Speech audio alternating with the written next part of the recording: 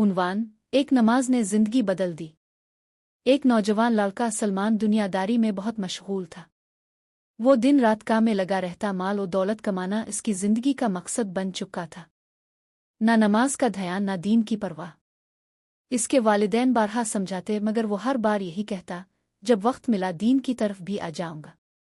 एक रात सलमान देर से घर लौटा, थका हुआ और परेशान। इस रात इसे नींद नहीं आई।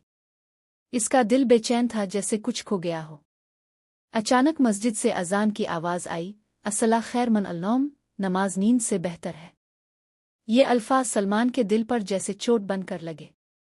वो अलिफाटे वुज़ू किया और फजर की नमाज के लिए मस्जिद गया। पहली बार इसने नमाज को दिल से पढ़ा। सजदे में इसका दिल भर आया, आंखों से आंसू बहने लगे। इसने अल्लाह से मुआफ़ी मांगी और सच्चे दिल से तौबा की। ये वो लम्हा था जिसने सलमान की जिंदगी बदल दी। अब वो 5 वक्त का नमाजी बन चुका था। अपनी दौलत का कुछ हिस्सा गरीबों पर खर्च करता और दूसरों को भी दीन की तरफ बुलाता था।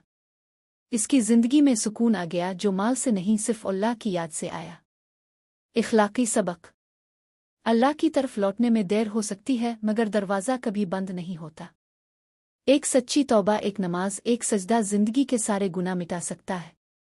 रब का करम बेहद है, बस रुजू करने की देर है।